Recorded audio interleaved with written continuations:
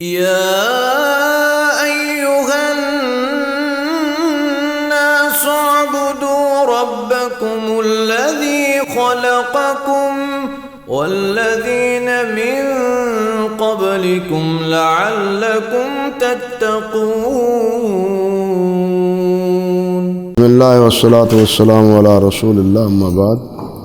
ودلیل الرجاء قولہ تعالی فمن کان یرجو لقاء ربہ فلیعمل عملا صالحا ولا یشرک بعبادۃ ربہ احدا. اسی مفہوم کی آیت دوسری اور بھی ہے کہ من کان یرجو لقاء اللہ فإن اجل اللہ لآت. وہ جو اللہ سبحانہ و تعالیٰ کی ملاقات کا شوق رکھتا ہے تو اس کا وقت آنے والا ہے. یہ شوق امید رکھنے والوں کا اللہ سبحانہ و تعالیٰ پورا فرمائیں گے.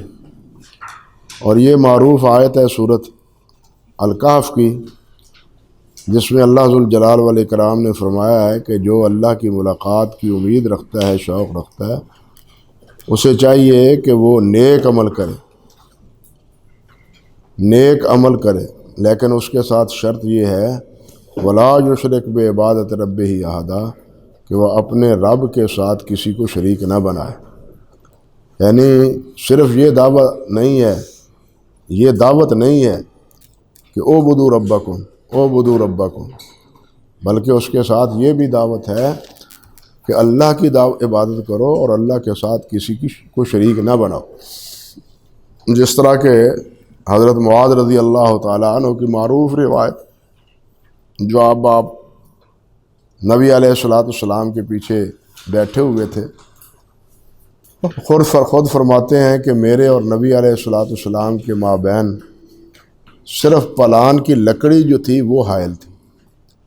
اور آپ نے فرمایا یا معاذ، اور میں نے عرض کیا لبیک و سعدیک یا رسول اللہ. حضور جی ہاں فرمائیے، میں اطاعت گزاری کے لیے حاضر ہوں. 3 بار یہ بات آپ نے ارشاد فرمائی. صحیح مسلم میں یہ روایت آپ نے پڑھی ہوئی. اور اس کے بعد پھر آپ نے یہ بات ارشاد فرمائی کہ بندوں پر اللہ رب العزت کا حق یہ ہے کہ وہ اللہ کی عبادت کریں اور اللہ کی عبادت میں کسی کو شریک نہ بنائیں. معروف روایت ہے حضرت معاذ رضی اللہ تعالی عنہ.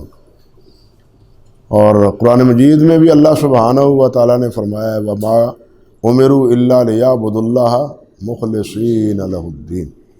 یعنی صرف عبادت نہیں کہ عبادت کرو، عمل کرو، نہیں، اس کے ساتھ شرط یہ ہے کہ عبادت کی جائے اور اللہ کے ساتھ کسی کو شریک نہ بنایا جائے. ہم نے اللہ معاف فرمائے اللہ کی عبادت میں کسی کو شریک تو نہیں بنایا، لیکن مخلوق کو خود اللہ بنا دیا ہے. بات سمجھا؟ مخلوق کو اللہ بنا دیا ہے. یہ وحدت الوجود کا جو ہے عقیدہ، اس کا معال یہی ہے کہ واجب الوجود اللہ سبحانہ و تعالیٰ ہے.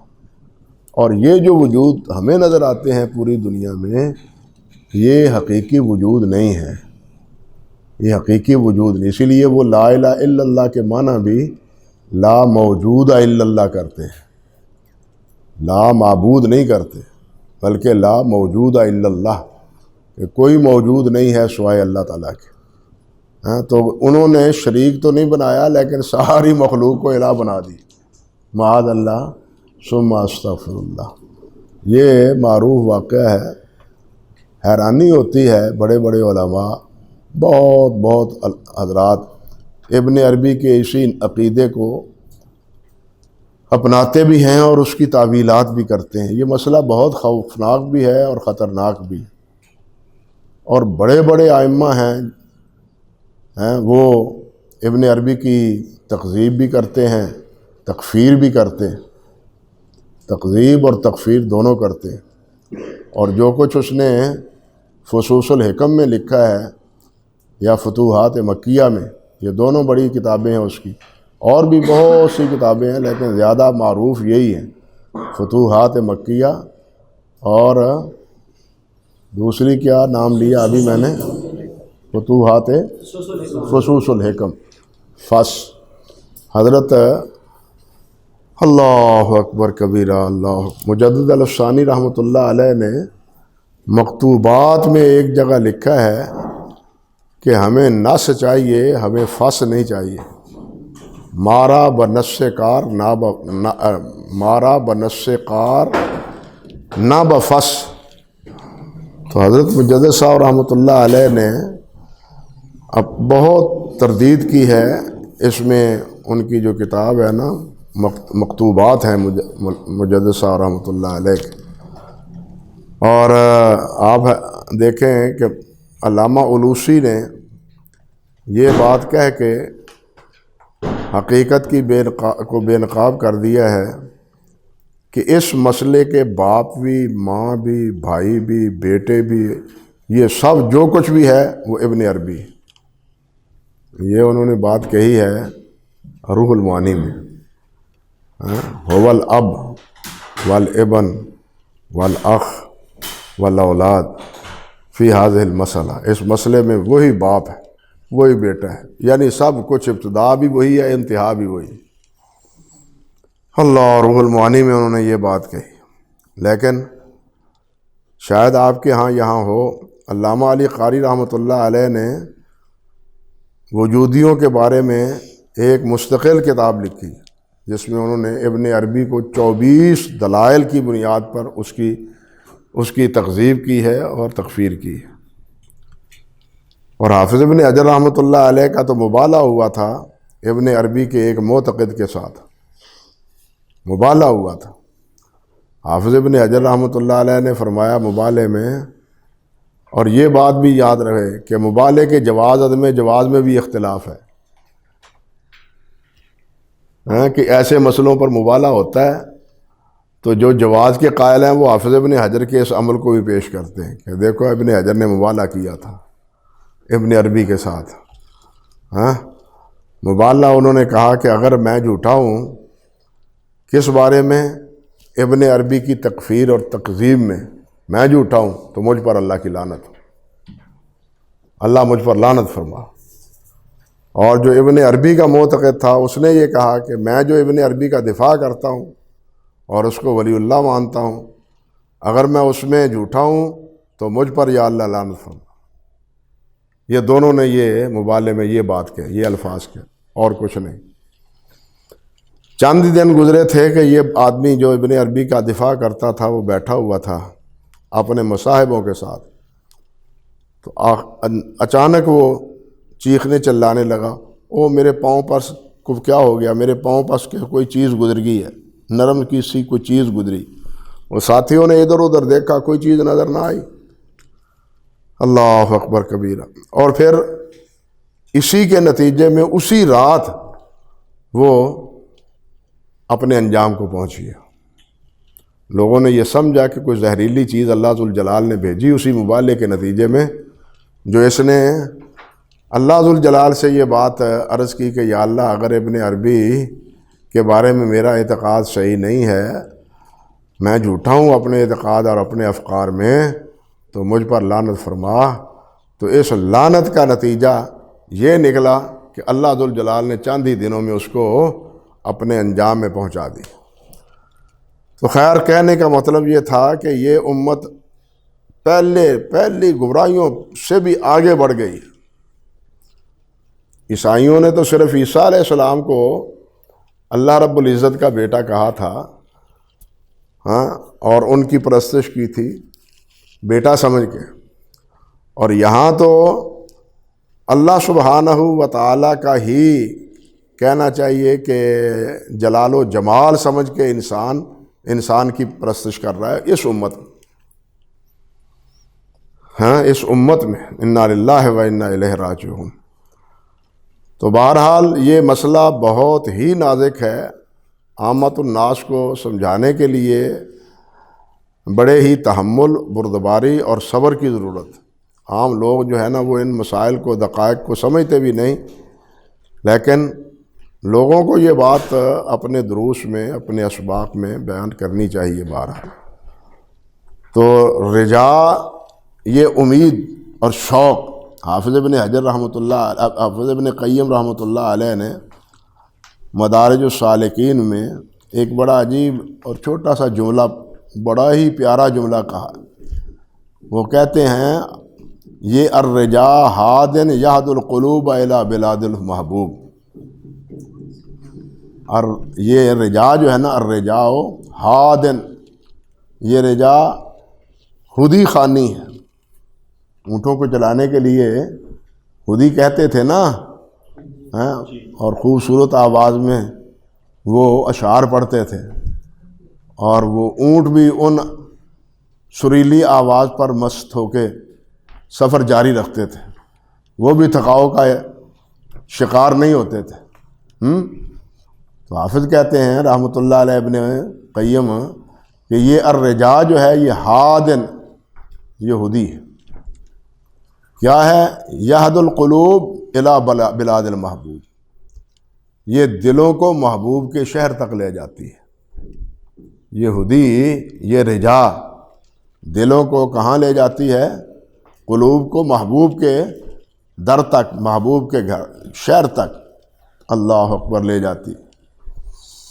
اللہ اکبر کبیرہ۔ فرماتے ہیں آگے وَدَلِيلُ التَّوَكُّلِ، توکل کی دلیل کیا ہے؟ وَمَن يَتَوَكَّلْ عَلَى اللَّهِ فَهُوَ حَسْبُهُ، کہ اللہ سبحانہ و تعالیٰ نے فرمایا کہ جو اللہ پر توکل کرتا ہے اللہ اس کے لیے کافی ہے۔ یہ اللہ پر توکل کرنا، بھروسہ کرنا، گویا اپنے آپ کو ریب اور شک سے نکالنے کے مترادف ہے۔ اللہ ذوالجلال نے سورۃ الحجرات میں یہاں یہ فرمایا ہے کہ یا ایھا الذین آمنوا، کیسے ہے ایمان والو، آمنوا باللہ ورسولہ ثم لم یرتابوا، کہ ایمان والو اللہ اور اللہ کے رسول پر ایمان لاؤ، یا ایھا الناس، لوگو اللہ اور اللہ کے رسول پر ایمان لاؤ، اور پھر اس میں شک نہیں ہونا چاہیے، ریب نہیں ہونا چاہیے، تردد نہیں ہونا چاہیے، بلکہ اس پر استقامت ہونی چاہیے، استقامت ہونی چاہیے۔ تو یہ توکل کے منافی جو بھی اقدام اور جو بھی قدر ہے وہ کیا ہے؟ وہ ساری کی ساری ریب اور تردد کے ضمن میں آتی ہے کہ اللہ پر تو توکل ہے نہیں، اللہ پر بھروسہ ہے نہیں، اعتماد اللہ پر نہیں ہے بلکہ دوسروں پر ہے۔ ہمارے بر صغیر کے حضرت مولانا نور محمد سوتروی رحمۃ اللہ علیہ، ان کی ایک پنجابی اشعار پر بڑی عجیب کتاب ہے، زبان بھی وہ مشکل ہے، ہماری یہ پنجاب کی پنجابی سے وہ مشکل ہے، شہباز شریعت اس کا نام ہے، ان کی کتاب کا شہباز شریعت۔ اللہ اکبر کبیرہ۔ وہ دعوت و تبلیغ کے لیے نکل گئے اور ایک کافی عرصہ کے بعد وہ واپس پلٹے، تو نیک بخت بیوی نے یہ کہہ دیا کہ حضرت صاحب تانوں ساڈی فکر ہی کوئی نہیں، نہ کوئی گھر کھان نو نہ کوئی پکاؤن نو، تسی اپنے کام نو رجے ہو، ساڈا خیال ہی کوئی نہیں۔ آ مجھ ایک ہیگی سی، جے اے نہ ہوندی تے میں کچھ دودھ ویچ لیندی سا، کچھ پی لیندی سا، کچھ بچیاں نوں پیا دیندی سا، اے مجھ نہ ہوندی تے اسی تے بھکھے ہی مر جاندے۔ حضرت صاحب فرمان لگے اچھا تیرا رب مجھ ہے، یہ بھینس تیرا رب ہے، یہ نہ ہوتی تو تمہیں رزق نہ ملتا، لو آج تیرے رب کو میں تو ذبح کر رہا ہوں۔ انہوں نے اس بھینس کو ذبح کر دیا۔ یعنی اتنے لوگ تھے متوکل آپ کے یہی اسلاف۔ مشہور ان کا شعر ہے، یہ نئے کے علاقے بعض لوگ کہتے ہیں کہ اس سے مخاطب حافظ محمد صاحب لکھوی رحمۃ اللہ علیہ ان کے معاصر تھے، اور وہ وجودیوں کے سخت خلاف تھے، مولانا نور محمد سوتروی رحمۃ اللہ علیہ۔ اللہ اکبر کبیر۔ مشہور ان کا یہ شعر ہے، جا آکھیں نہ دے ٹگے نو، کیوں کردا ہے کالا کرنا ہے بگے نو، اوڑک جو تو مرنا ہے پھر منہ کالا کیوں کرنا ہے۔ اوڑک جو تو مرنا ہے پھر منہ کاڑا کیوں کرنا ہے۔ کہنے کا مطلب یہ تھا کہ ایمان کے شرائط میں ایک شرط یہ بھی ہے کہ اس پر تردد نہ ہو، استقامت ہو۔ حضرت سفیان بن عبداللہ بن سفیان ہے یا سفیان بن عبداللہ ہیں ابو عمر رضی اللہ تعالیٰ عنہ، عبداللہ بن سفیان ثقفی ہیں رضی اللہ تعالیٰ عنہ، جنہوں نے نبی علیہ السلام سے یہ عرض کیا کہ حضور مجھے کوئی ایک بات بتلا دیں کہ مجھے پھر کسی اور سے پوچھنے کی ضرورت نہ رہے۔ تو آپ نے کیا فرمایا؟ قل آمنت باللہ ثم استقم، معروف روایت، قل آمنت باللہ ثم استقم۔ گرمی میں بھی نیند آ ہی جاتی ہے، جب نیند آتی ہے تو سلی پہ بھی کہتے ہیں آ جاتی ہے، ہاں؟ وہ میٹھی میٹھی ہوندی ہے، اللہ اکبر کبیرہ۔ تو خیر یہ استقامت اور یہ توکل، یہ تردد جو ہے ان دونوں کے منافی ہے۔ استقامت اور توکل، تردد ان دونوں کے کیا ہے؟ منافی۔ یعنی جب اللہ پر ایمان لائے تو پھر اس میں شک اور ریب نہیں ہونا چاہیے۔ پھر یہ کہ میری ساری وابستگی اللہ سبحانہ و تعالیٰ کے ساتھ۔ اللہ اکبر کبیرہ۔ ودلیل التوکل قولہ تعالیٰ وعلی اللہ فتوکلوا ان کنتم مؤمنین، وقولہ ومن یتوکل علی اللہ فہو حسبہ۔ جو اللہ پر بھروسہ کرتا ہے اللہ اس کے لیے کافی ہے، جو اللہ پر بھروسہ کرتا ہے اللہ اس کے لیے کافی ہے۔ جو اللہ ذوالجلال والاکرام سے ڈرتا ہے اور اللہ پر توکل کرتا ہے، کوئی نہ کوئی اس کے لیے سبیل اور راستہ اللہ پیدا فرما دیتے ہیں۔ ودلیل الرغبہ والرہبہ والخشوع، کہ اللہ کی طرف رغبت، اللہ سے ہی ڈرا جائے اور اللہ سے ہی خوف کھایا جائے۔ پہلے غالباً میں بتلا چکا ہوں کہ خوف اور خشیت میں فرق ہے، رہبہ میں اور خشیت میں فرق۔ خشوع تو اصل میں خشوع ہوتا ہے خشیت، اللہ سبحانہ و تعالیٰ سے ڈرنا، اور ایسا ڈرنا کہ جو اللہ ذوالجلال والاکرام کی عظمت اور اللہ ذوالجلال کی قدرت کاملہ، اللہ ذوالجلال کے جلال اور عظمت کی بنیاد پر۔ اور خوف ہوتا ہے، ڈر ہوتا ہے کسی نقصان دہ چیز کا تصور کرتے ہوئے۔ خوف یہاں اللہ سبحانہ و تعالیٰ سے کہ اللہ ذوالجلال والاکرام ناراض ہوں گے، اللہ سبحانہ و تعالیٰ عذاب دیں گے، اللہ ذوالجلال پکڑیں گے۔ یہ خوف ہے اللہ ذوالجلال سے کہ اللہ سے خوف کھاؤ۔ بار بار قرآن مجید میں یہ فرمایا، اللہ سے خوف کھاؤ۔ کیا مطلب ہے؟ کہ اللہ کے عذاب سے ڈرو۔ اور اللہ کی خشیت کیا مطلب ہے؟ کہ اللہ کے جلال اور اللہ کی عظمت کا تصور کرتے ہوئے اللہ سے ڈرو، ہاں؟ یعنی عذاب سے ڈرتے ہوئے نہیں، بلکہ اللہ ذوالجلال کی عظمت و جلال کی بنا پر اللہ کی نافرمانی سے، اللہ کی نافرمانی۔ ہم گھروں میں بھی، ماحول اور معاشرے میں بھی یہ چیز کہتے بھی ہیں، وہ ابا جی دے ہوندیاں یہ گل کرنا ہے۔ تو یہ بات جب توجہ دلاتے ہیں چھوٹوں کو، خردوں کو، تو ان کی عظمت کا تصور دلاتے ہیں۔ تو خشیت یہ اللہ رب العزت کی عظمت پر، اسی لیے اللہ تعالیٰ نے فرمایا ہے نا، انما یخشی اللہ من عبادہ علماء، اللہ ذوالجلال سے ڈرتے ہیں۔ اور اس ڈر سے مراد یہی ہے کہ علماء کو پتہ ہے کہ اللہ ذوالجلال کی قدرت کیا ہے، اللہ کی قوت کیا ہے، اللہ کے اختیارات کیا ہے، اللہ سبحانہ و تعالیٰ کی عظمت اور اللہ ذوالجلال والاکرام کا جلال کیا ہے۔ علماء جانتے ہیں، جاہلوں کو کیا پتہ؟ ناواقف جو جاہل ہیں اللہ ذوالجلال کے صفات سے واقف نہیں ہیں۔ اور ہمارے ہاں یہ سب سے بڑا ہماری خرابی، عملی کوتاہی جتنی ہمارے ہاں ہے، وہ یہ ہے کہ ہمارے خطباء یا علماء نے اکثر و بیشتر اپنا موضوع رب ذوالجلال والاکرام کی ربوبیت اور الوہیت کو تو بنایا ہے، لیکن اللہ ذوالجلال والاکرام کی اسماء اور اللہ ذوالجلال والاکرام کی جو صفات ہیں ان کو اپنا موضوع نہیں بنایا۔ فرق سمجھیں؟ ربوبیت اور الوہیت میں، ربوبیت میں تو مشرکین مکہ بھی متفق ہیں، ہم ربوبیت کا پر زور دیتے ہیں کہ اللہ کے علاوہ اور کوئی رب نہیں، وہی رازق ہے، وہی خالق ہے، یہ تو مشرکین مکہ بھی مانتے تھے۔ وہ جو بات نہیں مانتے تھے مشرکین مکہ وہ یہ ہے کہ اللہ ذوالجلال کے علاوہ کسی اور کی عبادت کی بھی گنجائش ہے اللہ کی رضا کے لیے۔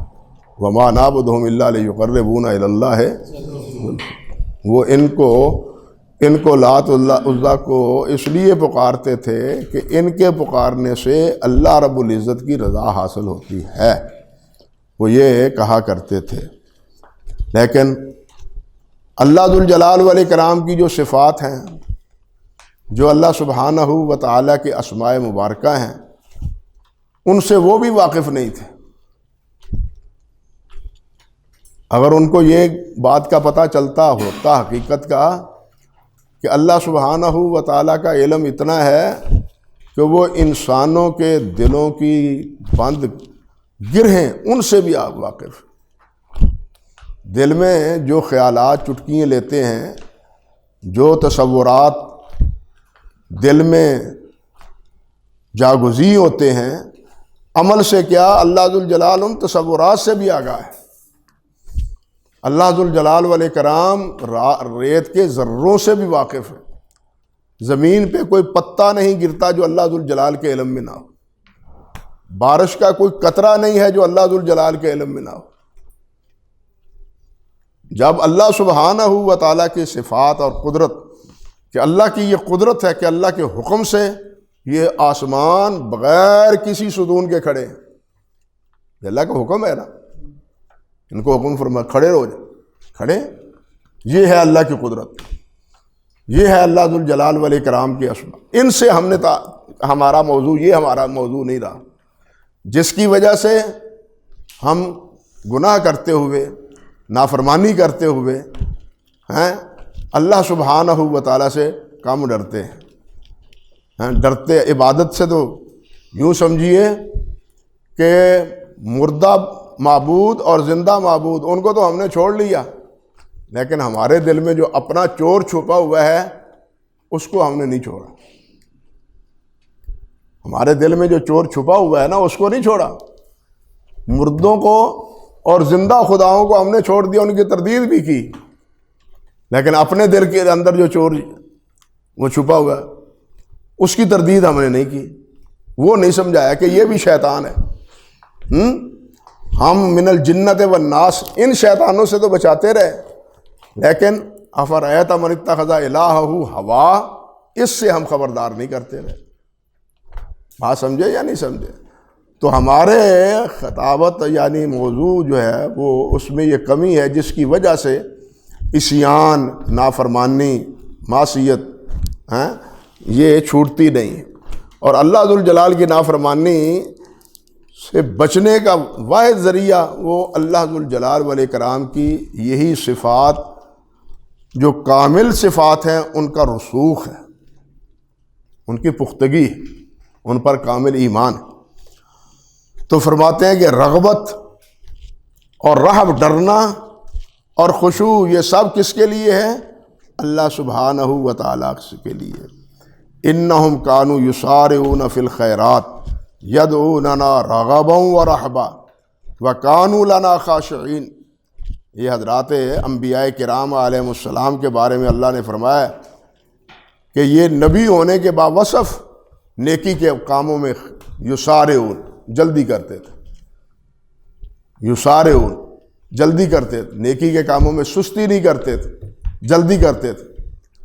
آج ہم جتنے سست ہو گئے ہیں، آپ اپنے اسلاف حضرت سعید بن مسیب رحمۃ اللہ علیہ، سفیان ثوری رحمۃ اللہ علیہ، یحییٰ بن سعید، عبد الرحمن بن مہدی رحمۃ اللہ علیہ، امام مالک رحمۃ اللہ علیہ، ان اکابر کے تراجم پڑھ کے دیکھیں، وہ اذان سے پہلے، سورج ڈھلنے سے پہلے مسجدوں میں موجود ہوتے تھے۔ یہ ہے یسارعون فی الخیرات، یہ ہے یسارعون فی، وہ اذان سن کے نہیں آتے تھے بلکہ اذان سے پہلے آتے تھے۔ اور یہ ایک دن کا مسئلہ نہیں تھا، زندگی کا مسئلہ تھا۔ تو عرض کرنے کا مقصد ہے کہ اللہ فرماتے ہیں کہ یہ نبی ہوتے ہوئے بھی کانوا یسارعون فی الخیرات ویدعوننا رغبا ورہبا، اور وہ ہمیں پکارتے تھے کس سے؟ رغبت کرتے ہوئے، اللہ کی رحمت کی امید رکھتے ہوئے، اور اللہ رب العزت سے خوف کھاتے ہوئے، ڈرتے ہوئے، اللہ سے ڈرتے ہوئے۔ کانوا لنا خاشعین، اور وہ ہمارے لیے ہی خضوع یعنی خشیت ان کے دل میں ہماری ہی ہوتی تھی۔ اللہ اکبر۔ اللہ تعالیٰ نے فرمایا ہے نا، من خشی الرحمن بالغیب،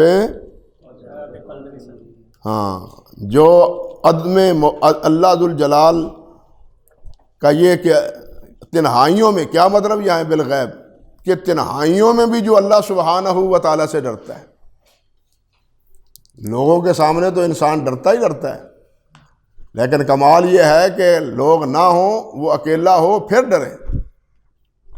یہی وجہ ہے کہ اکیلا جب ہو اس کی عبادت یا اس کے نوافل وہ زیادہ اللہ کے ہاں مقبول اور اللہ تعالیٰ کے ہاں منظور ہیں جو لوگوں کے سامنے کیے جائیں، سوائے اس عبادت کے جو عبادت کیا ہو، فرض ہو یا واجب ہو۔ باقی جتنی نوافل ہیں وہ چھپ کے کرنے والے ہیں، وہ لوگوں کے سامنے نہیں کرنے والے۔ حتیٰ کہ پیسہ بھی خرچ کرنا ہے نفلی تو وہ بھی چھپ کے کرنا ہے، وہ اس کی بھی نمائش نہیں کرنی۔ اللہ ذوالجلال کو نمائش تو بھاتی نہیں، اور یہ نمائش بھی من وجہ اللہ سبحانہ و تعالیٰ کا شریک بنانے کے لیے کہ یہ راضی ہوگا، یہ خوش ہوگا، میری تعریف کرے گا، بڑا نیک آدمی ہے اور بڑا ہی جناب اللہ پر، اللہ کی راہ میں خرچ کرنے والا ہے۔ لیکن اللہ معاف فرمائے، اس کا جو انجام ہے وہ اس حدیث کو پیش نظر رکھیں جس میں نبی علیہ السلام نے فرمایا تھا کہ تم میری امت کا مفلس جانتے ہو کون ہے؟ سمجھ گیا نا؟ میری امت کا مفلس، سب کچھ کرنے والا ہے لیکن مفلس کا مفلس، اس کے ہاتھ میں کچھ نہیں۔ اور یہ کیوں ہے کہ اس کے دل میں کہ لوگ مجھے سخی کہیں، لوگ مجھے عالم کہیں۔ میں تو کہا کرتا ہوں یہ ہمارے جتنے بھی ہیں نا خطیب، اپنے جلسہ کرنے والے جلسائی حضرات، یہ اور کچھ نہ ہوا تو ہمارے تو کان، خطرہ ہے کہ ہمارے کان نہ پکڑوائیں یہ، ہاں۔ اور ہمارے نفس کا چور بھی یہ ہے کہ ہم سب سے پہلے اشتہار دیکھتے ہیں ہمارا نام کہاں لکھا ہوا ہے یہ امر واقعہ یا نہیں ہے؟ اور اگر ہمارا جلسے پہ نام ہی نہیں لکھا ہمیں جانا ہی نہیں، اگر نیچے لکھا ہے تب بھی نہیں جانا۔ اور اگر القاب دیے ہیں، اگر جو القاب دیے ہیں، جو دیے جاتے ہیں، اللہ اکبر کبیرہ، وہ القاب بھی نہ دیے جائیں پھر بھی ناراض۔ یہ ہڈ بیتیے ہیں، میرے ساتھ گزری ہیں باتیں، انہوں نے آ لکھیا ہے، نتھواں پھتواں نو آ لکھیا ہے، سانو تسی بالکل نظر انداز کر دیتا ہے۔ انا لفظنا انا للہ و انا الیہ راجعون، یعنی ہمارے نفس کا چور یہاں تک ہے، ہم عالم ہوتے ہوئے بھی، سب کچھ جانتے ہوئے بھی ہمارے یہ دل کا چور جو ہے نا وہ ختم نہیں ہوتا۔ اور ان حضرات کے، یہ کون ہے جناب؟ یہ شیخ الاسلام ہے، یہ شیخ الحدیث ہیں، شیخ التفسیر ہیں، یہ ولی کامل ہیں، یہ عالم بے بدل ہیں، یہ بہت اس قسم کے القاب اللہ معاف فرمائے۔ وہ مجھے تو خوف آتا ہے، یہ حدیث تو کم سے کم آپ نے پڑھی ہے نا کہ جب یہ روتے ہیں فوت ہونے والے کو، وہ میرے شیرا، تو فرشتے پوچھتے ہیں 2-3 لگا کے تو واقعی شیر تھا؟ یہ ہے نا؟ یہ جو آپ نے فرمایا ہے کہ رونے والوں کے رونے پر میت کو کیا ہوتا ہے؟ عذاب ہوتا ہے، اس کی ایک توجیہ یہ ہے نا کہ یہ کہتے ہیں ہم او شیرا، او میرے فلانے، او میرے فلانے، تو وہ کہتے ہیں واقعی تم یہی تھے؟ تو کیا خیال ہے کہیں ہم سے تو یہ باز پرس نہ ہو جائے گی؟ اللہ سبحانہ و تعالیٰ ہی ہمارے عیوب پر پردہ ڈالے۔ اور یہ جو چور ہے دل کا، یہ زیادہ خوفناک ہے ظاہری قبر سے تو ہمیں حیا شرم آ جائے گا، اس سے تو ہمارا اندر کا اور پھولے گا، شور اور زیادہ بڑھے گا. یہ ڈر زیادہ خطرہ ہے، اس کو سنبھالنا چاہیے، اس سے بچنے کی کوشش کرنی چاہیے. اللہ توفیق عطا فرمائے. اللہ اکبر کبیرہ. فرماتے ہیں وَالدَّلِيلُ خَشِيَّ قَوْلُهُ تَعَالَى فَلَا تَخْشَوْهُمْ وَاخْشَوْنِي. ان سے نہ ڈرو بلکہ مجھ سے ڈرو. اللہ سبحانہ و تعالیٰ سے ڈرو، مقابلے میں جو بھی کافر آئے مشرک آئے اس سے نہ ڈرو.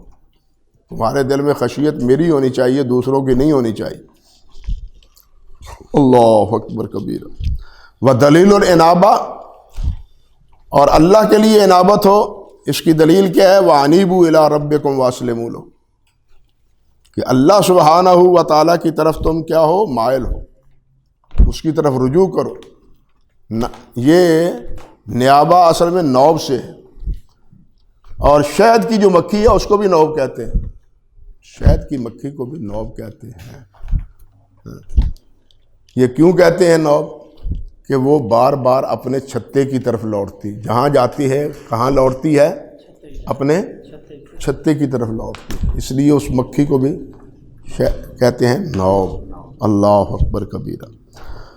تو اللہ کی طرف لوٹنا یہ کیا ہے؟ کہ اللہ کی طرف رجوع کرنا اور اللہ رب العزت کی رضا جوئی کے لیے بار بار اللہ رب العزت کا ذکر، اللہ کی اطاعت، اللہ کی فرم برداری یہ کرنا. اللہ اکبر کبیرہ. اللہ اکبر کبیرہ. اگر وقت میں کسی وقت میں غفلت آ بھی جائے تو غفلت کے بعد فوراً اس کا احساس پیدا ہو کہ یہ غفلت میں وقت گزرا ہے. ایک بات میں آپ سے عرض کرتا ہوں، حدیث میں آتا ہے نا، صحیح بخاری میں، نبی علیہ الصلوۃ والسلام نے ارشاد فرمایا کہ قیامت کے دن جنت میں جو جائیں گے نا، اللہ ہمارے نصیبے میں فرما دے جنت الفردوس، تو وہاں بھی جنت میں یہ جنتی اللہ کی تسبیح و تحمید کریں گے. جنت میں بھی اللہ کی تسبیح و تحمید کریں گے. اللہ اکبر. بھائی جنت میں یہ تسبیح و تحمید، چھ معنی دارالعمل تو ختم ہو گیا. دارالعمل تو یہ ہے. اب جنت دارالعمل تو نہیں، وہ تو دارالجزا ہے، وہ تو انسان کو مل گئی. اب وہاں تسبیح و تحمید کیا ہے؟ قرآن مجید میں بھی ہے نا، وآخر دعواہم ان الحمد للہ رب وہ تو ہے دعا اللہ کا شکر کے طور پر. لیکن یہ جو تسبیح و تحمید ہے مسند احمد میں ہے غالباً، کہ یہ اسی طرح ہوگی جس طرح کہ ہم سانس لیتے ہیں. جس طرح سانس لینے میں ہمیں کوئی کلفت نہیں ہوتی، احساس نہیں ہوتا، جنت میں بھی تسبیح و تحمید کرنے سے کوئی احساس یا کوئی اپنا یہ کلفت وہ محسوس نہیں ہوگی. سانس کی طرح ہی تسبیح و تحمید، سانس کی طرح تسبیح و تحمید اہل جنت کریں گے. یہاں یہ دیکھیے کہ اہل اللہ کے لیے سب سے بڑا عمل اللہ کا ذکر. نماز بھی اس کی ایک قسم ہے، ہاں جی، حج، صیام، سب ذکر کی ایک شکل ہے، ایک نوعیت ہے. اور اس سے علاوہ بھی ذکر کی کثرت مطلوب ہے. حتیٰ کہ یہ جن کی ہم تردید کرتے ہیں صوفیاء کرام کی، ان کے نزدیک ذکر کی ایک نوعیت یا ایک نام ہے پاس انفاس کا. ذکر پاس انفاس. یہ ذکر پاس انفاس کیا ہے؟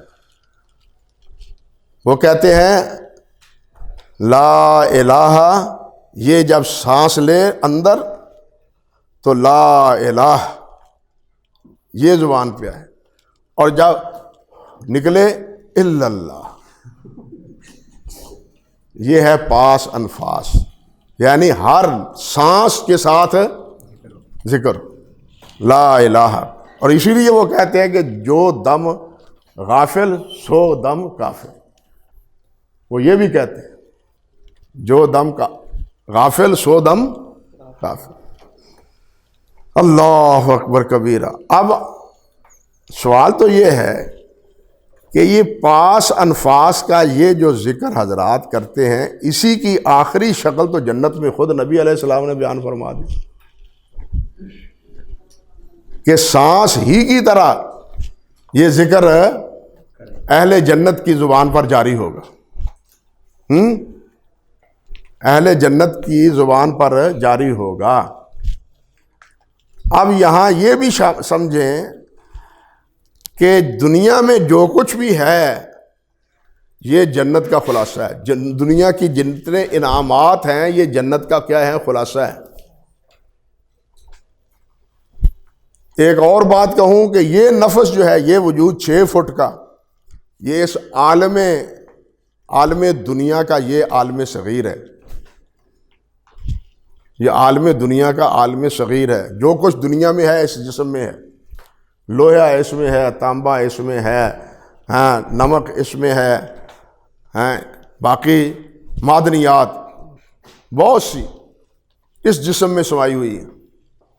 اگر اس تفصیل کو آپ دیکھنا چاہیں تو دوسری جلد جو قرطبی کی ہے، حافظ قرطبی، علامہ قرطبی رحمۃ اللہ علیہ کی احکام القرآن، دوسری جلد تفسیر قرطبی کی، یہ جو آیت مبارکہ ہے نا 4 رکوع میں کہ اللہ سبحانہ و تعالیٰ نے زمین و آسمان وغیرہ کو پیدا کیا، اس کی تفسیر میں دیکھ، اور انہوں نے باقاعدہ بتلایا ہے کہ یہاں جس طرح دنیا میں کچھ درخت وہ ہیں جن کی حفاظت کی جاتی ہے، کچھ درخت وہ ہیں جڑی بوٹیاں جن کو تلف کر دیا جاتا ہے۔ یہ دنیا میں پہاڑ ہیں، اس جسم میں بھی پہاڑ ہیں جن کی نگہبانی کی جاتی ہے۔ اس دنیا میں بھی 2 سورج اور چاند کیا ہیں؟ 2 نور دینے والی چیزیں ہیں۔ یہ 2 آنکھیں بھی ہمارے دی ہوئی 2 چیزیں اللہ ذوالجلال نے ہمیں دی۔ تو اس طرح انہوں نے فرمایا ہے، بہت عدد مثالیں دیکھ کہ یہ انسان یہ عالم اصغر ہے اس عالم کبیر کا، یہ دنیا عالم کبیر، اور یہ جو دنیا ہے یہ اس عالم کبیر کا پرتو ہے۔ عالم کبیر آخرت کا پرتو ہے۔ اللہ اکبر کبیرہ۔ جنت وَعُتُوبِ بِهِ مُتَشَابِهَةً، قرآن نے بھی کہا ہے نا، پھل وہاں ہر قسم کے ہیں، لیکن کہاں کیسے ہیں؟ یہاں کے آم ہو گئے، یہاں کے کھجوریں ہوں گی، یہاں کے یہ کیا نام ہے آپ کا انگور ہوں گے، یہاں کے انار ہوں گے، سب کچھ وہی ہوگا، لیکن اپنے ذائقے اور حجم کے اعتبار سے کوئی مناسبت یکجائی دونوں میں، یکسانیت دونوں میں نہیں ہوگی۔ تو کہتے ہیں قرآن نے بھی یہی کا فرمایا اللہ تعالیٰ نے کہ وَعُتُوبِ بِهِ مُتَشَابِهَةً، اور یہ اس لیے بھی کہ ایک نئی چیز اگر انسان کے سامنے آئے تو ہم جیسے کو تو یہ بھی پتہ نہیں ہوتا کہ اس کو کھانا کس طرح ہے۔ یہ نئی چیز ہو نا، نئی چیز جو پہلے کبھی کھائی نہ ہو تو پتہ نہیں ہوتا کہ اس کو کھانا کس طرح ہے۔ اس لیے اللہ ذوالجلال نے یہ ساری چیزیں جو یہاں دی ہیں ویسی ہی آخرت میں ہیں، تاکہ اہل جنت کو اتنی بھی کیفیت نہ بھی اس کو کھانا کس طرح ہے۔ سمجھے نا بات، کہ ان کو کتنا، اتنی بھی وہاں ان کے سوچ میں یہ ان کو پریشان، اتنی بھی پریشانی نہیں ہونی چاہیے۔ اللہ ذوالجلال والاکرام نے اندازہ کیجیے اپنے بندوں کے لیے کیا کیا انتظام اور کیسا کیسا انتظام کیا۔ جب یہ کیفیت ہے ہم مانتے ہیں تو یہی ذکر کی کیفیت، اس کی اعلیٰ نوعیت جنت میں موجود ہے، اس کو تسلیم کیوں نہیں کرتے؟ بات سمجھے یا نہیں سمجھے؟ ذکر کی پاس انفاس کی یہی کیفیت اعلیٰ صورت وہ کہاں جنت میں ہے، جس کی وضاحت خود نبی علیہ الصلوۃ والسلام نے فرما دی کہ سانس کی طرح یہ کیا ہے، ذکر و اذکار، تسبیح و تحلیل اہل جنت کی زبان پر طاری ہوگی۔ اللہ اکبر کبیر، اللہ اکبر کبیر۔ تو میرے بھائیوں، یہ باتیں جنت کی ہیں، مالا عین رات ولا اذن سمعت ولا خطر علی قلب بشر۔ جب اللہ ذوالجلال نے یہ بات فرما دی ہو تو پھر اس کی حکایت کیا، انسان حکایت کیا کر سکتا ہے؟ جب اللہ ہی نے یہ بات فرمائی فلا تعلم نفس ما اخفی لهم من قرۃ اعین، پتہ ہی نہیں ہے تمہارے آرام و آسائش کے لیے میں نے اور تمہاری آنکھیں ٹھنڈی کرنے کے لیے میں نے کیا کچھ تیار کر رکھا ہے۔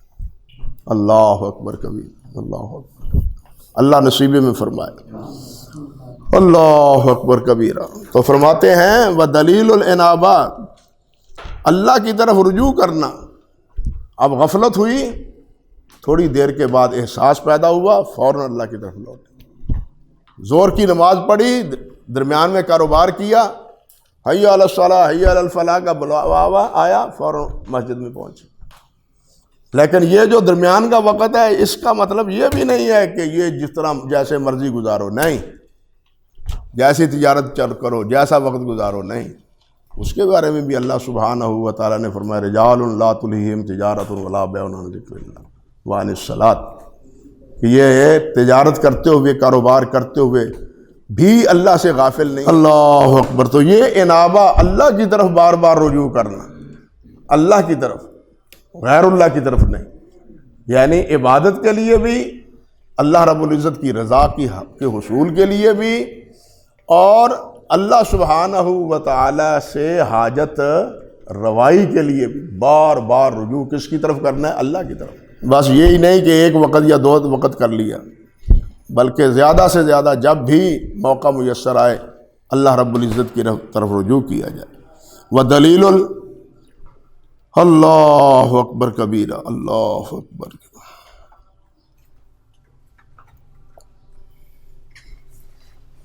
اور یہ انابہ جو ہے نا، یہ بھی غور کرنا چاہیے، یہ انابہ یہ ابتدا ہے توبہ کی اور ندامت کی۔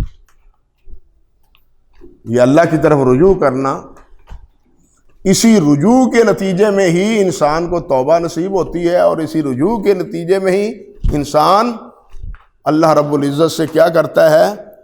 ندامت اللہ کے سامنے اظہار کرتا ہے، جو توبہ کا اصل سبب الندم هو التوبہ۔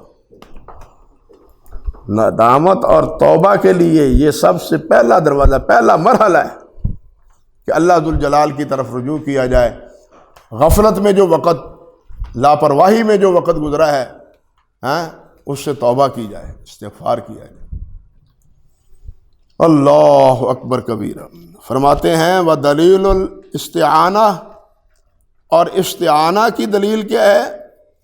وہ ہے إِيَّاكَ نَعْبُدُ وَإِيَّاكَ نَسْتَعِينُ۔ اللہ اکبر کبیرہ۔ علماء نے کہا ہے کہ قرآن مجید کا سر، قرآن مجید کا راز وہ سورۃ فاتحہ ہے، یا قرآن مجید کا خلاصہ وہ سورۃ فاتحہ ہے، اور سورۃ فاتحہ کا سر کیا ہے؟ وہ إِيَّاكَ نَعْبُدُ وَإِيَّاكَ نَسْتَعِينُ،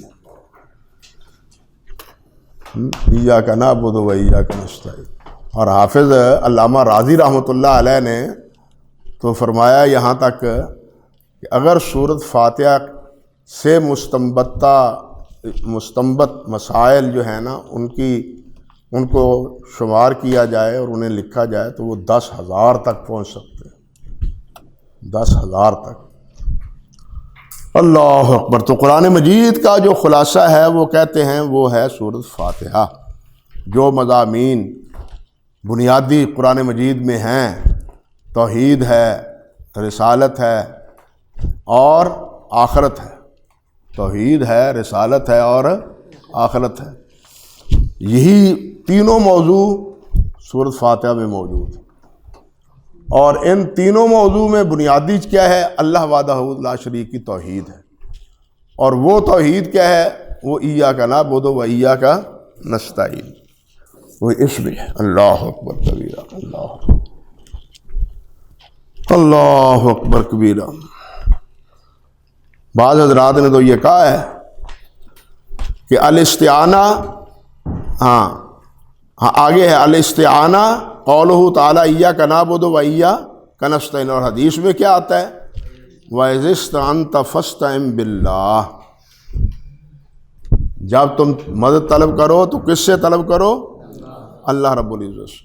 یہ حضرت عبداللہ بن عباس رضی اللہ تعالیٰ عنہ کی وہ حدیث ہے جس کی آپ نے نبی علیہ السلام نے ان کو وصیت کی تھی اور فرمایا تھا کہ ابا عبداللہ میں تمہیں ایسی وصیت نہ کروں کہ وہ وصیت کے بعد آپ کو کسی اور چیز کی ضرورت پیش نہ آئے۔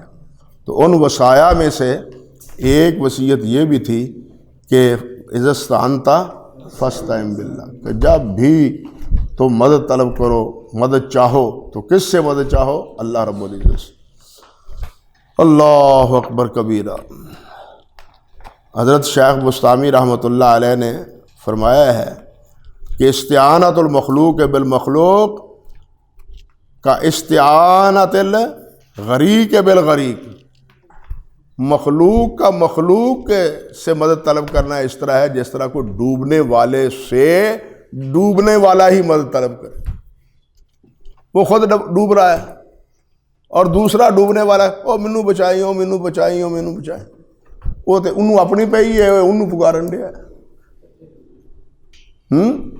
اسی طرح اللہ سبحانہ و تعالیٰ کے جتنے ہیں وہ تو سب خوف زدہ، خود خوف زدہ ہے کہ اللہ ہمیں بچا لے، اللہ ہمیں بچا لے۔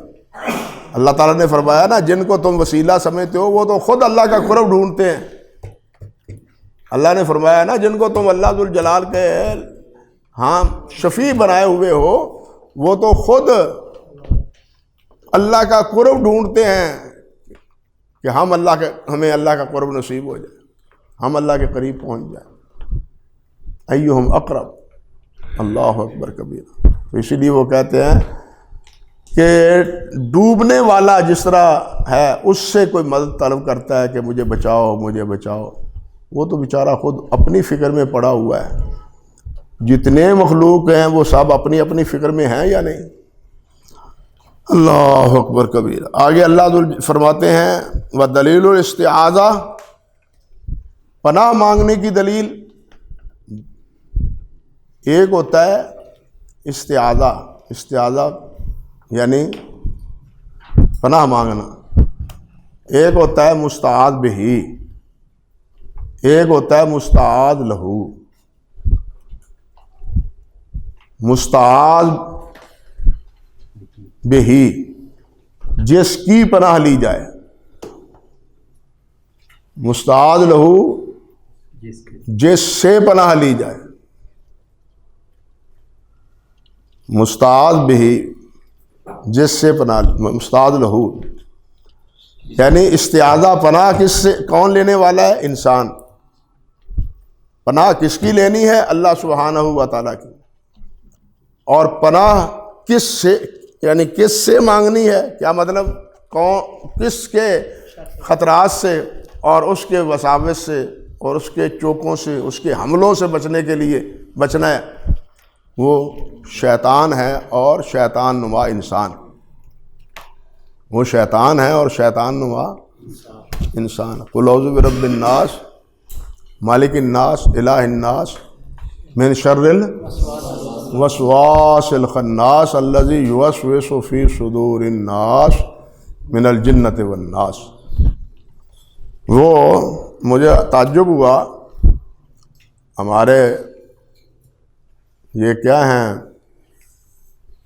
مفسر ہمارے، یہ تدبر القرآن، تدبر قرآن مولانا امین حسن اصلاحی، انہوں نے لکھا کہ قل اعوذ برب فلق میں تو کچھ سمجھ آتی ہے تعوذ کی، لیکن قل اعوذ برب الناس میں سمجھ نہیں آتی کہ اس میں تعوذ کا کیا تعلق ہے، یعنی دم درود کا ان دونوں کے ساتھ کیا تعلق ہے؟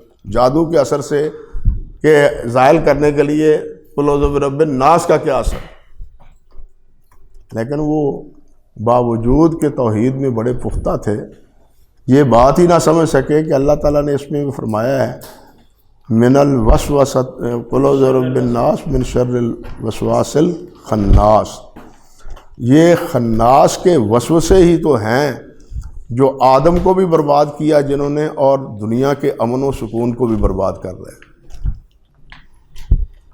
یہ خناس کے وسوسے ہی ہیں، اور خناس کے یہ وسوسے انسان کے بھی، جنات کے بھی ہیں، اور من الجنت والناس شیطان نما انسانوں کے بھی ہیں، جو شیطان کے ترجمان بنتے ہیں، شیطان کے ہم نوا بنتے ہیں، ان کے چیلے بنے ہوئے ہیں۔ اور انہی شیطان سے مدد لیتے ہوئے جادو کرتے ہیں. اور جادو میں اکثر و بیشتر کیا ہوتا ہے؟ گھر میں لڑائی جھگڑا، میاں بیوی کے مابین جھگڑا، جس طرح قرآن مجید میں فرمایا پہلی سورت میں کہ یہ جادوگر اکثر کرتے کیا ہے؟ یہی کچھ کرتے ہیں، ایک دوسرے کے درمیان لڑائی اور جھگڑا. یہاں ایک لطیف اشارہ ہے، کہتے ہیں قل اعوذ برب الناس 1، مالک الناس 2، الہ الناس 3، من شر الوسواس الخناس کتنا 4، من الجنت 5. ایک صورت میں 5 مرتبہ ناس کا لفظ استعمال ہوا ہے، لوگ لوگ لوگ. اگر دیکھا جائے تھوڑی سی توجہ اور گہری نظر سے تو یہ ناس مختلف ہیں، ایک نہیں ہے. یہ 5 ناس جو ہے نا مختلف. پہلا ناس اس کا تعلق بچپنے سے، انسان کے بچپنے سے. رب الناس، پرورش کرنے والا کون ہے؟ اور پرورش کس کی ہونی ہے؟ اس بچے کی جو خود کچھ نہیں کر سکتا. اگرچہ پرورش کرنے والا وہ رب العالمین ہے، لیکن یہاں رب الناس سے کہتے ہیں کہ ناس سے مراد بچپنا ہے. مالک الناس جب آپ کی طرح جوان ہو جاتا ہے، من چما من، اور وہ کیسے جملہ ہے فارسی کا، من چما دیگر نیست، میرا جیسا اور کون ہے؟ ہاں یہ بڑا ہے. مالک الناس اس کو بتلایا ہے کہ تو ہی نہیں بڑا، مالک الناس لوگوں کا بادشاہ، پورے جہان کا رب ہے. تو اپنے آپ کو کیا سمجھتا ہے؟ وہ کہا تھا نا ایک قوم نے، نانو من اشد منا قوا، کہا ہی تھا نا ایک قوم نے من اشد منا قوا. نوجوانی میں بھی یہی انسان کہتا ہے میرے جیسا کون ہے، میں تو یہ کر دوں گا، میں تو وہ کر دوں گا. تو اس کو سمجھایا کہ نہیں، مالک الناس تیرا بھی ایک مالک ہے. جب یہ بے سہارا ہو جاتا ہے بڑھاپا، تو پھر الہ الناس، ان کا سہارا، بوڑھوں کا سہارا پھر اللہ ہی ہے. جہاں اولاد بھی والدین کا ساتھ چھوڑ جاتی، اپنا سایہ بھی ساتھ نہیں دیتا، اس وقت ان بوڑھوں کا ساتھ کون دیتا ہے؟ الہ الناس. من شر الوسواس الخناس، من شر الوسواس الذی یوسوس فی صدور الناس. یہ ناس، اس سے مراد مومن. اس ناس سے مراد کیا؟ شیطان کن کے دلوں میں وسوسے ڈالتا ہے؟ مومنوں کے دلوں میں، ایمانداروں کے دلوں میں، تاکہ ان کو بہکا دے.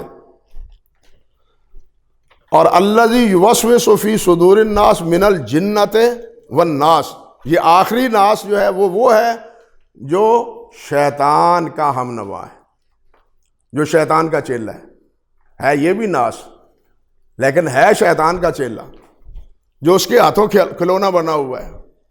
جو فریضہ اس نے ادا کرنا ہے، یہ شاگرد اس کا وہی فریضہ ادا کر رہا ہے. من الجنت والناس. ناس 5 ہیں، لیکن یہ 5 ناس جو ہیں وہ مختلف ہیں اپنے اپنے دائرے کے اعتبار سے. یہ بھی ایک لطیف اشارہ ہے. تو کہتے ہیں کہ تعوذ جو ہے وہ پناہ کس سے مانگنی ہے؟ اللہ رب العزت سے. اور دلیل اس کی کیا ہے؟ قل اعوذ برب الناس، کہہ دیجئے میرے نبی محمد صلی اللہ علیہ وسلم کہ میں پناہ مانگتا ہوں رب الناس سے، جو جہان کا رب. اور یہاں یہ بھی ایک لطیفہ علماء نے ذکر کیا ہے کہ یہ آخری صورت، اس میں اسی چیز کا بیان ہے حقیقتاً جو سورۃ فاتحہ میں بیان ہے. وہاں بھی کیا ہے؟ الحمدللہ رب العالمین. یہاں رب الناس، مالک یوم الدین. اور یہاں آگے کیا ہے؟ مالک الناس. آگے کیا ہے؟ الہ الناس. یہاں بھی کیا ہے؟ ایاک نعبد و ایاک نستعین. آگے کیا ہے؟ الہ الناس من شر الوسواس الخناس الذی یوسوس فی صدور الناس. تو اس سے بچنے کے لیے ہدایت کی دعا ہے، اہدنا الصراط المستقیم. یعنی جہاں سے ابتدا ہے وہیں سے انتہا ہے. جن مسائل سے ابتدا ہے وہیں پر قرآن مجید کی کیا ہے؟ انتہا ہے. جن چیزوں کا تذکرہ یا جن چیزوں کا ذکر وہ سورۃ فاتحہ میں ہے، وہی چیزیں سورۃ الناس میں اللہ ذوالجلال والاکرام نے ذکر کی فرمائی ہیں. اللہ اکبر کبیرہ. فرماتے ہیں ودلیل الاستغاثہ، اور مدد طلب کرنا، اس کی دلیل وہ یہ ہے، اللہ ذوالجلال نے فرمایا اذ استغیثون ربکم فاستجاب لکم، اذ تستغیثون ربکم فاستجاب لکم. ہاں، جب تم مدد طلب کرتے ہو اپنے رب سے تو اللہ سبحانہ و تعالیٰ تمہاری دعا کو قبول اللہ تعالیٰ نے کر دیا اور فرما دیا کہ میں تمہاری مدد جو ہے نا وہ 1000 فرشتوں سے کروں گا. تم نے دعا کی اور میں نے قبول کر لی. اس لیے مدد طلب کس سے ہے؟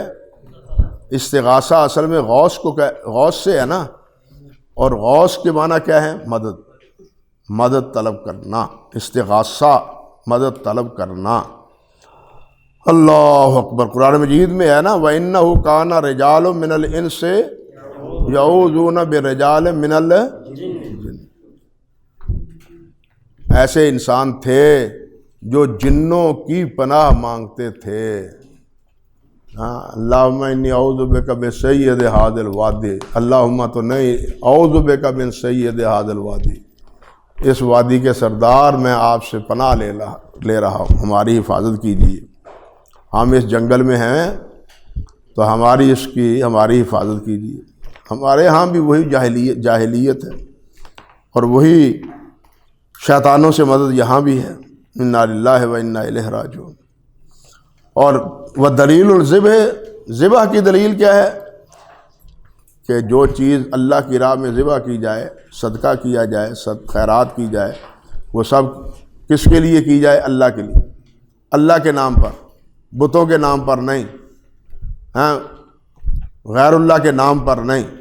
ہمارے گھر کے بالکل پڑوس میں آدمی تھا، اس کو ہم بابا اینکی کہتے تھے.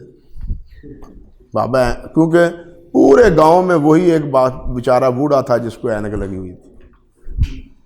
یہ باتیں بھی کب کی ہیں؟ یہ باتیں ہیں 57-58 کی. 57-58 بچے تھے ہم اس وقت. تو وہ ایک بکرا پالتا تھا، ایک بکرا پالتا تھا، اور اس بکرے کو 12 ربیع الثانی میں ذبح کرتا تھا. بڑی 11ویں کے قربانی نہیں دیتا تھا، قربانی اس کے نصیب میں نہیں تھی.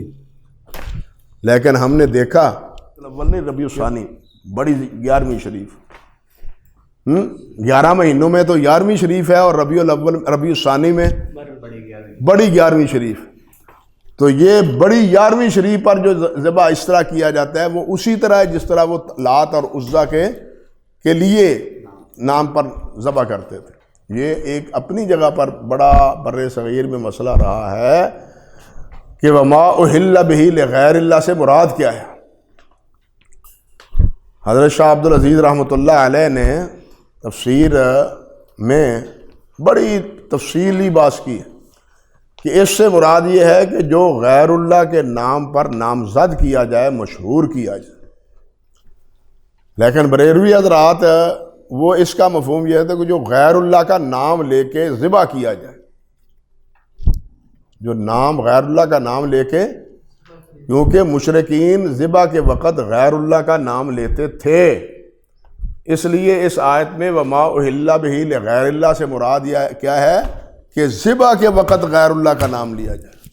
اس وقت بسم اللہ واللہ اکبر نہ کہا جائے، بلکہ بسم اللہ کے ساتھ ساتھ کیا کہا جائے؟ بسم اللہ ہے،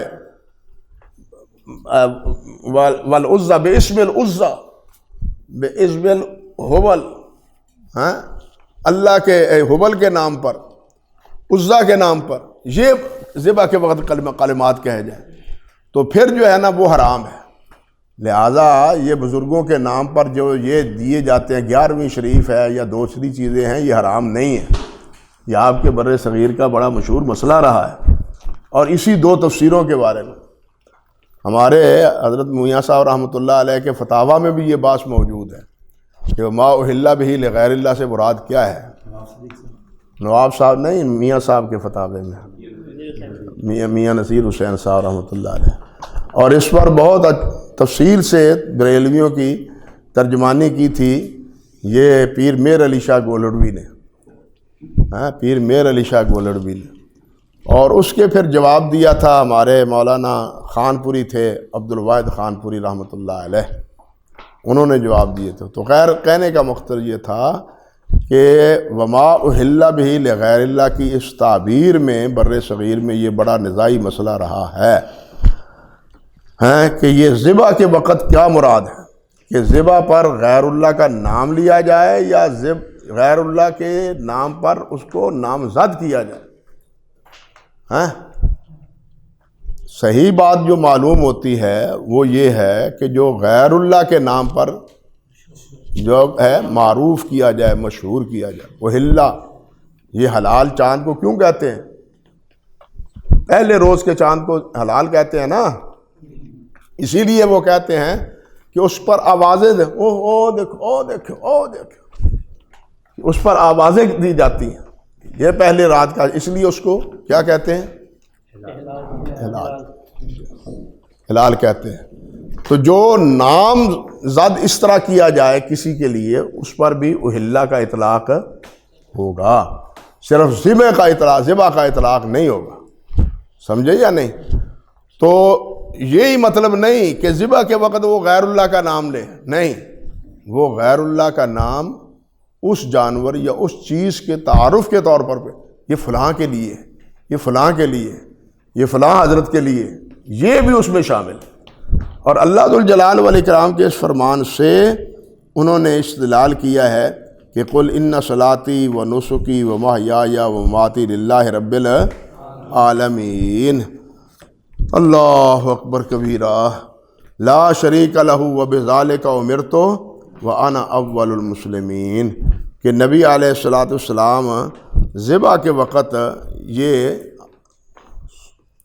قربانی کے وقت یہ آیت پڑھتے تھے، اور اس میں یہ بھی ہے کہ میری نماز اور میری قربانی، میری نماز اور میری قربانی، میرا جینا اور میرا مرنا، یہ سب کس کے لیے ہے؟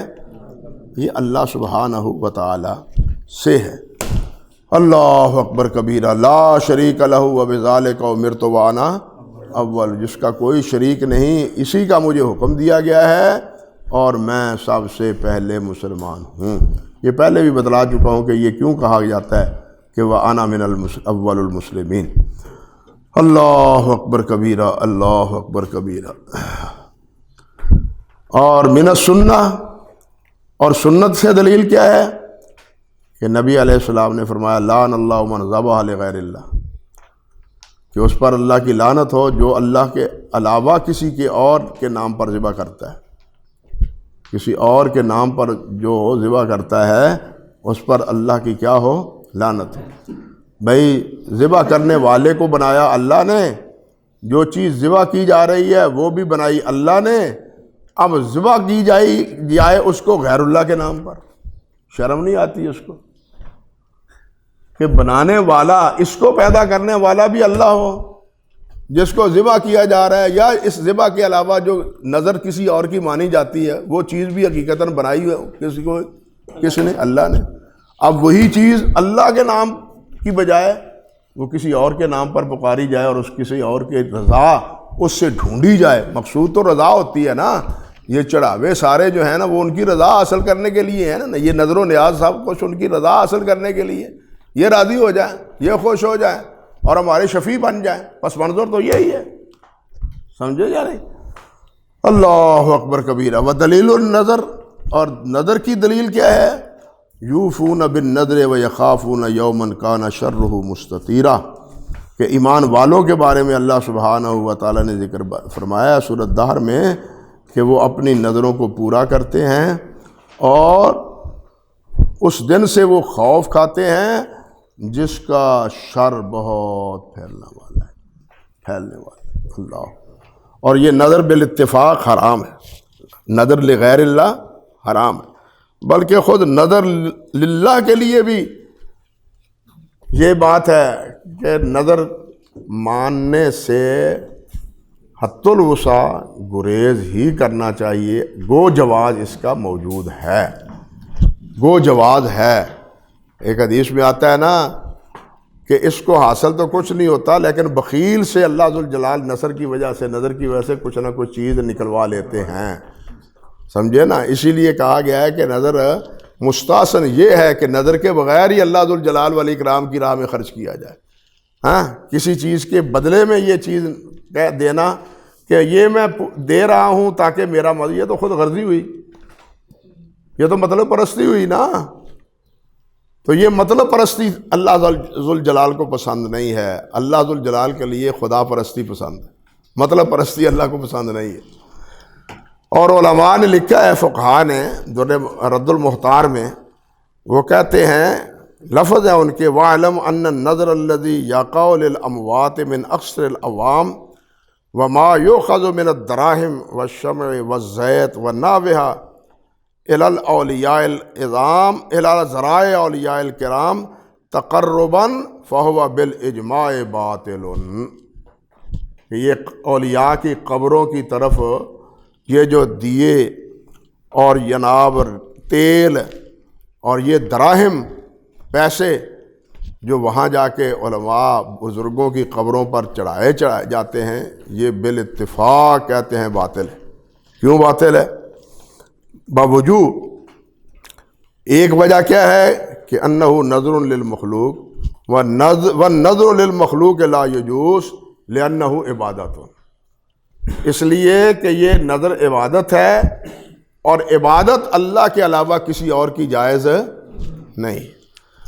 اور دوسری بات یہ کہتے ہیں کہ ان المنظور الی المیت والمیت لا یملک، کہ وہ جو نظر مانی جاتی ہے وہ اس لیے کہ جناب اس سے فیض حاصل کرنے، کچھ چیز پانے کے لیے، حالانکہ وہ میت جو ہے وہ کسی چیز کی مالک اور مختار نہیں ہے۔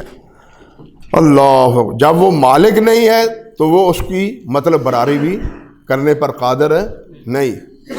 یہ بات ہے علامہ شامی نے ذکر کی ہے رد المختار کی جلد 2 صفحہ 439 پر، یعنی نظر لغیر اللہ جو ہے یہ کیا ہے؟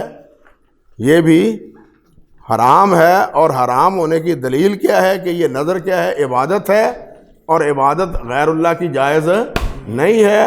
اور دوسری وجہ یہ ہے کہ جس کی نظر مانی جاتی ہے وہ تو خود غلام ہے، وہ مالک تو نہیں ہے۔ مالک الملک تو کون ہے؟ اللہ رب العزت ہے۔ اس لیے جب اس کو مالک سمجھ کے اس سے کچھ طلب کیا جائے گا، نظر مانی جائے گی، تو یہ بھی شرک کے زمرے میں شامل ہو جائے گا۔ تو اللہ سبحانہ و تعالیٰ اس قسم کے شرک اور کفر سے ہمیں محفوظ رکھے، وہ نظر کی صورت میں ہو یا باقی کسی اور صورت میں۔ آگے ہے دوسرا اصول دین اسلام اور اس کے دلائل، یہ انشاءاللہ اگلی مجلس میں ہم انشاءاللہ اس پر غور کریں۔